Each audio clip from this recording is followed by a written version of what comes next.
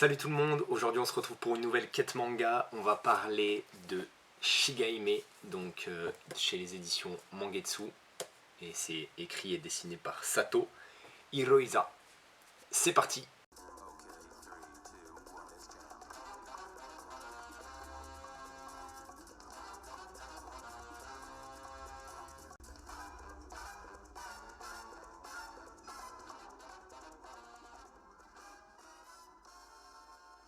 Alors, avant de commencer avec le synopsis, je vous mets juste quelques petites photos de ce que j'ai pu prendre par rapport à la couverture, qui est un peu particulière au niveau de Shigahime, puisque quand on la met, quand on est un peu plus dans l'obscurité et qu'on l'incline d'une certaine manière, et ben on voit que ses yeux deviennent plus rouges et que le sang sur la couverture, en tout cas, a une lueur plus importante, et donc du coup ça ressort beaucoup plus avec de l'obscurité. Et franchement ça c'est un très joli travail du coup fait par les éditions Mangetsu. Franchement je trouve que c'est vraiment très très très sublime, et on a ce petit côté brillant sur toute la couverture qui est vraiment magnifique.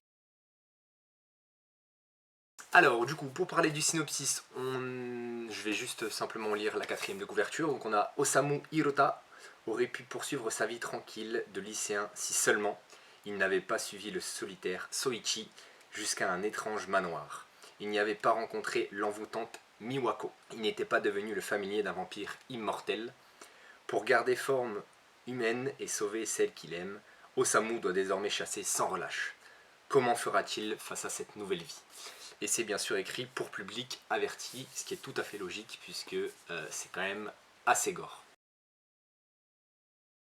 Du coup, pour les personnages, donc comme c'est indiqué, on se retrouve avec Miwako qui est juste ici, donc qui est une vampire qui a des capacités un petit peu particulières puisqu'elle a quand même la possibilité de sortir pendant le jour. Elle peut également transformer son visage, comme on peut le voir ici. Elle n'a pas tout le temps ce type de dentition, mais elle peut transformer son corps, on va dire, on ne sait pas jusque où, mais en tout cas elle peut facilement le transformer, et elle a même des capacités de régénération. Voilà.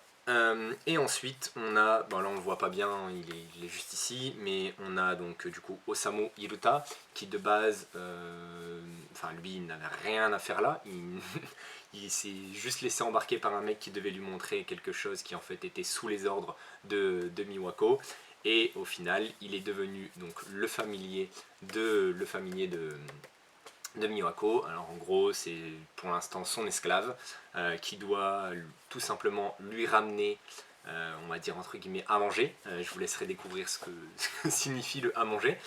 Voilà, mais en tout cas on est avec ces deux personnages là, et bien sûr on a on a en tout cas dans ce tome là un autre vampire, et bien sûr je pense qu'il va en avoir d'autres, ce qui va créer justement une intrigue de, on va dire, des duels et des confrontations et beaucoup d'actions, je pense. Et bien sûr peut-être on va voir ce qui se passe au niveau des autres personnages, comme la meuf de Osamu qui s'appelle Chika, sa famille également, puisqu'il a une sœur, il a ses parents, il a un petit chien, donc voilà, donc on va voir comment tout ça se décante. Au niveau de l'intrigue, comme je l'en ai un peu parlé juste avant, je pense qu'on va avoir droit à beaucoup de confrontations. On va avoir droit peut-être à l'émergence de Osamu, voilà, qui va peut-être dépasser Miwako, puisque déjà à la fin du tome 1 il se passe quelque chose.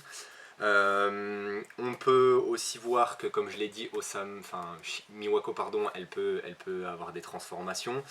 Actuellement Osamu il vient seulement d'avoir entre guillemets ses pouvoirs, donc il est qu'au début des possibilités et des capacités qu'il a. Donc on va voir un peu pareil comment il va pouvoir se transformer, quelle va être justement ses capacités.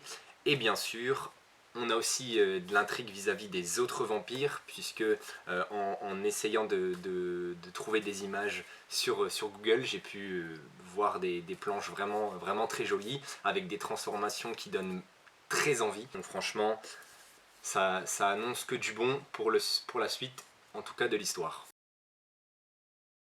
Au niveau du dessin, je trouve que le dessin est très joli. Là, vous pouvez voir quelques planches, mais vraiment le dessin est de grande qualité.